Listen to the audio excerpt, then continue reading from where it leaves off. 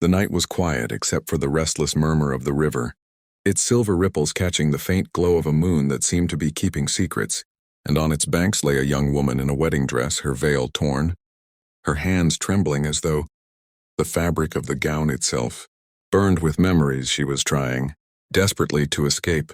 She had run farther than her strength should have allowed.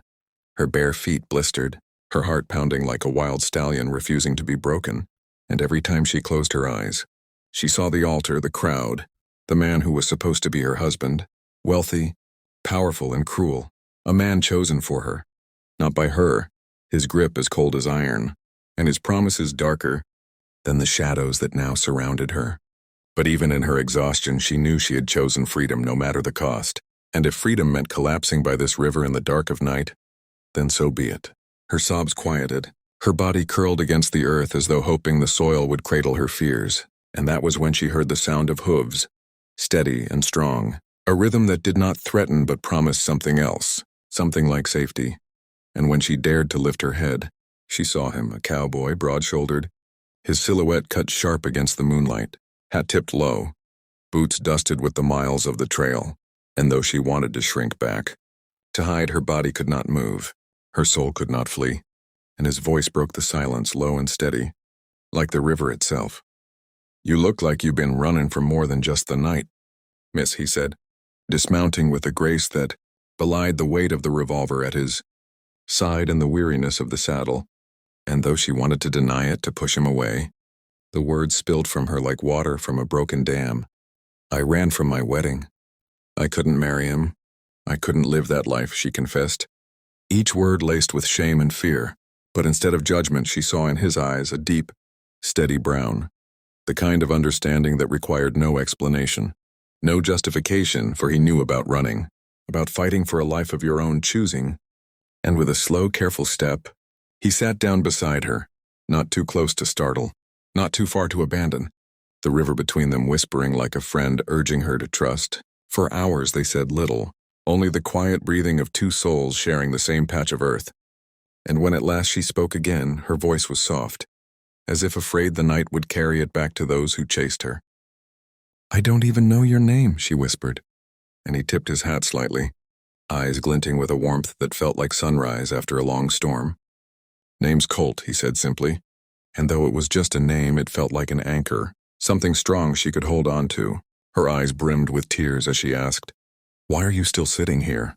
And his answer came not with words at first, but with the stillness of a man who had already made up his mind, because nobody ought to face the world alone. "Not when they're this broken," he finally said, his voice carrying a conviction that settled her restless heart.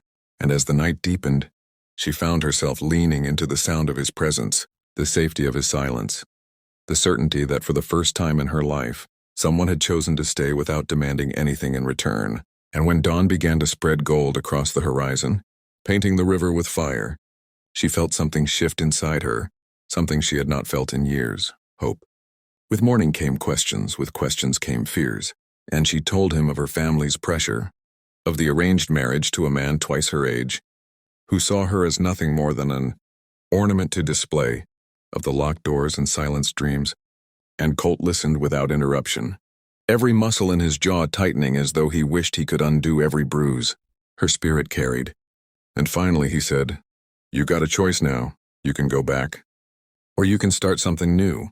But whatever you choose, I'll ride beside you till you find your strength again." And she knew in that moment that this cowboy was different. Not just a savior, not just a stranger, but perhaps the very freedom she had been chasing without knowing. Days turned into nights by the riverbank, their laughter tentatively replacing tears, their silence turning into shared stories.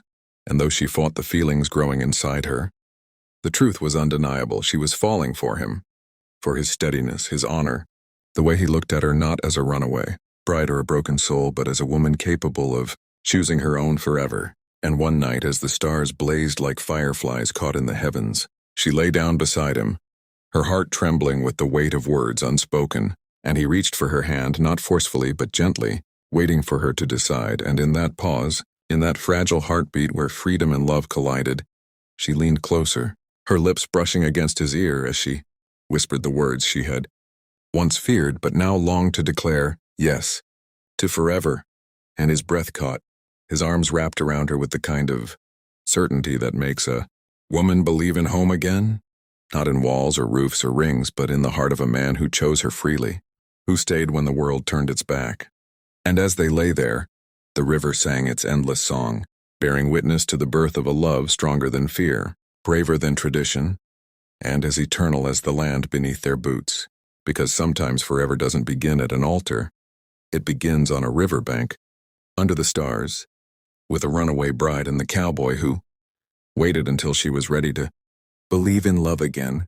And if you felt the power of this story, the strength of love that fights for freedom and the courage to whisper yes when your heart finally finds its home, then make sure you hit that subscribe button right now, because there are more stories coming your way that will capture your heart, stir your soul, and remind you that no matter how broken or lost you feel, love always finds you when you're brave enough to run toward forever. The days that followed seemed to slip into each other like pearls on a thread, fragile but luminous, as the runaway bride no longer just a figure in torn lace but a woman rediscovering the shape of her own heartbeat, walked and rode alongside Colt, the cowboy whose silence spoke volumes and whose presence was as steady as the sun that rose faithfully each morning. Though the memory of her past still clung like dust on a gown, she found herself breathing easier, laughing softly at his dry humor, learning that strength wasn't always loud and love wasn't always a chain. It could be a freedom that gave her wings. And each night by the fire, with the crackle of wood and the whistle of the river, they pieced together stories of who they were before fate brought them to the same bank of earth. Her tales of gilded cages and suffocating halls blending with his stories of endless plains, ranch work, and the loneliness that came from watching horizons without anyone to share them. She discovered in him a man of contradictions, rough hands that knew only labor yet touched his horse with tenderness, a stern gaze that softened when she shivered and he wrapped his coat around her shoulders, a man who carried both sorrow and faith like weights he refused to put down. And in herself, she discovered a courage she hadn't known existed, a fire that had been smothered by years of being told she was only pretty, only fragile, only valuable as someone else's possession. It was one evening after a long day of travel, when the air smelled of sage and the sunset bled crimson over the ridges, that she stumbled upon a question that had haunted her since she first whispered forever by the river. And though her voice trembled, she asked, Colt, what if they come for me? What if my family sends men to drag me back? Her eyes wide with the terror of being shackled to the life she had fled. But Colt turned to her with a calm that steadied her shaking breath, his thumb brushing dirt from her cheek as he said, then they'll have to go through me first. Darlin', and I don't reckon any man alive is strong enough to take you where you don't want to go. And it wasn't the threat in his words that made her believe. It was the promise that he saw her as someone worth protecting, not as property, not as obligation, but as choice, as love. Still, fate is not easily outrun, and 3 nights later, as they rested in a meadow where the moonlight turned the grass silver, the sound of approaching riders shattered the peace, torches flickering, voices shouting her name, and she froze like prey cornered by wolves, her past clawing its way into the present. But Colt rose to his feet, his hand on the revolver at his hip, his stance wide and unyielding, a wall between her and the men who would chain her again. And when the leader of the group, her cousin, sent by her family, shouted, "You belong to us, to the life chosen for you," Colt's answer was thunder wrapped in steel. She don't belong to nobody but herself. And if she chooses to ride with me, then that's the end of it. His voice echoing into the hills, her cousin's face twisted with fury. The riders shifted uneasily, but there was something in Colt's eyes, a fire born of battles fought and wounds carried that made them hesitate, for they knew this was not a man who would back down. Not a man who feared consequence. And after a long silence broken only by the chirping of crickets, the riders retreated, their torches fading into the night, leaving behind only the scent of smoke and the weight of relief. Trembling, she rushed to Colt, clutching his shirt as if letting go would mean losing everything she had found, and he held her until her sobs quieted, his hand running gently through her hair, whispering words she had never believed she'd hear. You're safe now. With me, you're always safe. And in that moment, the river that had once been her refuge felt like it flowed through her veins, carrying her forward, cleansing her of the chains she had once worn. The next morning, She told him her truth with a strength that surprised even herself. I don't want to just be a runaway anymore. Colt, I want to be a woman who chose love, who chose freedom, who chose forever with you. And his smile, rare, crooked but so full of unspoken tenderness, lit up the dawn. And he lifted her hand to his lips, pressing a kiss that sealed more than a promise, it sealed a destiny. They built their days on trust and laughter, learning each other's scars and dreams. Her soft hands learning to rope and ride, his calloused fingers brushing the curls from her face when the wind tangled them. And though the world was harsh and the land unforgiving, together they made even the hardest trails feel like home.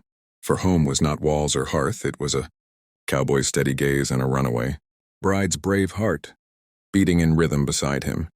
And as weeks melted into months, she no longer saw herself as a fugitive but as a woman reborn, a partner in every sense. And one evening, when the sky turned to indigo and the stars scattered like promises across the heavens, she lay beside Colt by the fire and whispered again, her voice stronger this time, fiercer, filled with the courage of choice, yes to forever. Again and again, as many times as you'll let me say it. And Colt, eyes reflecting the firelight, pulled her close and murmured, darling, forever don't scare me anymore, not with you by my side. And the night swallowed them in its embrace. The river not far off, still singing, still remembering. The night a runaway bride and a cowboy found, not just love but destiny. And to all who hear this story, let it remind you that no matter how dark your past or how heavy the chains that try to bind you, love and freedom, wait for those brave enough.